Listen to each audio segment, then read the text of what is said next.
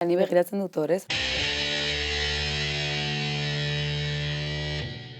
Odei Gomez, innobatzaile eta pool dantzaria.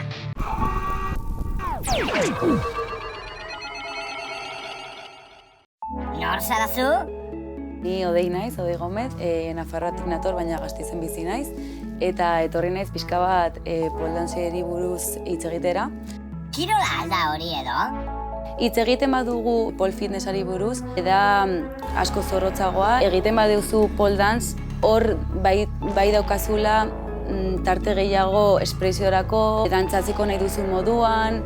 Ez dago modu hoberena egiteko pole dantza, baizik eta zu sentitzen duzuna eta espresatu nahi duzuna pixka bat. Ni esango nioke pertsona bati hasten ari dena, hasi poliki, nire rekomendazioa da dantza egitea. Ez du importazio dantza, flexibilitatea egitea, adibidez yoga. Elikadura benetako nagusia.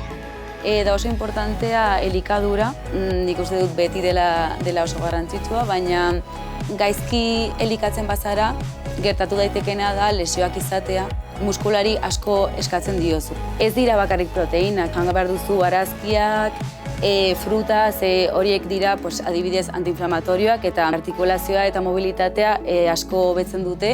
Orduan ikuste dut, ez pentsatzea bakarrik proteinetan, elikadura guztia positiboa izatea eta logika batekin egitea. Takoiak kirolean, zergaitik ez, ezta?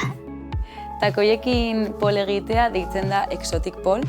Takoiekin anekdota beti da lurrera jauztea. Lehenengo egunetan ez da oso polita, iruditzen duzu Bambi. Espainian gehiago, oraindik ez dagoelako hain sartua sozietatean, badagoela nola sexualizatua eta estigma asko dituela. Nire amona esan zidan, nire hori zai gustatzen egiten duzulako kulerotan. Baina baita ere badaude kirol ezberdinak, atletismoa, uretan guztia, baita ere egiten da praktik gabe, baina delako oso garrantzitsua, zere zu behar duzu azala indarra egiteko bestela jauzten zara eta gainera lesio asko egon daitezke. Mutilak ikusten aldira dantzan?